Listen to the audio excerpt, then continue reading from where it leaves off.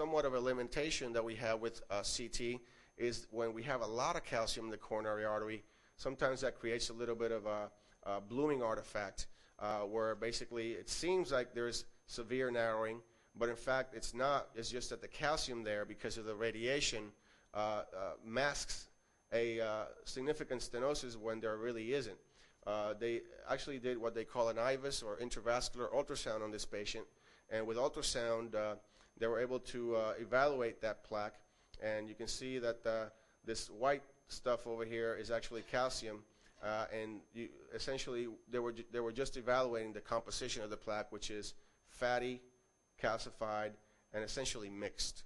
But out of all these lesions, the most worrisome would be the fatty one, that is the non-calcified one.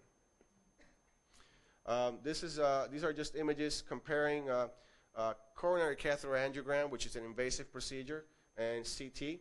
Essentially, there is an excellent correlation. The imaging is basically comparable, and in many times is equal. The resolution of coronary catheter angiogram is still better than cardiac CT, even with a 64-slice scanner. The resolution is still better. However, we are able to approach the resolution of the catheter angiogram almost to an equal part, almost all the time. A lot of it depends on the patient's size and their weight, and also the motion of the heart.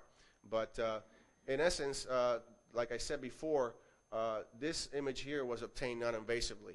Here, the patient actually had to go through a rigorous procedure where they had to put a catheter in their groin. They had to maneuver the catheter through the arteries in their pelvis, up the aorta, and then put the little catheter in the coronary artery, inject contrast material, and many times there's complications such as bleeding in the groin, or the worrisome procedures, other worrisome results could be stroke, heart attack from the procedure, and we have none of those risks doing a cardiac CT. Here are just more images showing the coronary arteries. Here's a LAD, or left anterior descending coronary artery. You can see that over here very well. Now all these images that I have here, I can play with in the computer. I can move them in a 360-degree fashion.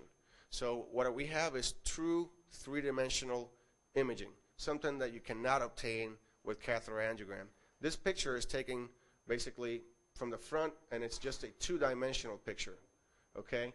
This image here, even though right now it looks like 2 dimensions, in my computer I can rotate this image as I please, and I can see this coronary artery in any position that I want.